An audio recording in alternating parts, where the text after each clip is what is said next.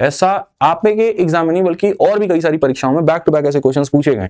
एक नाव को धारा के प्रतिकूल को दूरी तय करने में 11 घंटे लगते हैं, विपरीत आएगा तो 11 घंटा लगेगा, और धारा के अनुकूल समान दूरी को तय करने में 5 घंटे लगते हैं। उल्टा आने में 11 घंटा, साथ जाने में 5 घंटा।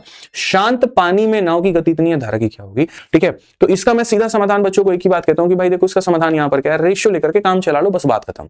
रेशियो लेकर के चलाओगे वो तुम फायदे में रहोगे। कैसे? आपको पता है कि आप धारा के साथ में भी गए हो और धारा के विपरीत में भी गए हो।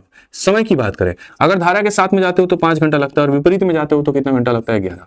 ये तुम्हारा समय का अनुपात है, उल्टा कर दो गति का अनुपात तुम्हारे सामने आ जाएगा। ठीक है, अब यहां सामने तुम्हारी जो गति आई है मेरे भाई वो 11:5 है। क्या 11:5 है? तो यदि हम वहां पर x और y का रेशियो निकालेंगे, x का मतलब जोड़ के आधा, तो 16 का आधा कितना हो जाएगा? 8। अब y का मतलब घटा के आधा, 6 का आधा कितना हो जाएगा? 3। यानी यहां पर ये नाव की गति है, ये धारा की। कभी नाव दे देगा, धारा पूछेगा, धारा दे देगा, नाव पूछेगा। तो क्वेश्चन में कहा गया नाव की गति इतनी थी, 9 × 2 18 तो 20/9।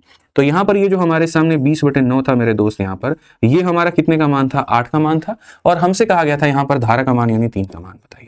तो ये 9 नीचे आ जाएगा और यहाँ पर क्या हो जाएगा? तो आप सीधा सीधा कहोगे कि सर ये 20 ऊपर रहेगा आपका। देखो आप यहाँ पे है ना, इस 9 को नीचे लेकर के आ जाओ भाई मेरे, इस 9 को क्या करो? नीचे लेकर के आ जाओ। तो आप यहाँ पर कहोगे 9 × 8 मेरे भाई यहाँ 72 हो गया, और इंटू हमारे सामने 3 हो गया। ठीक है, अब ये मीटर पर सेकंड में है, लेकिन मीटर पर सेकंड को मुझे किस में बताना है? किलोमीटर पर आवर में। सारे ऑप्शंस किलोमीटर पर आवर में, तो मीटर पर सेकंड को किलोमीटर पर आवर में बदलने के लिए 18/5 से गुना करेंगे तो जाकर के किलोमीटर पर आवर में बदलेगा।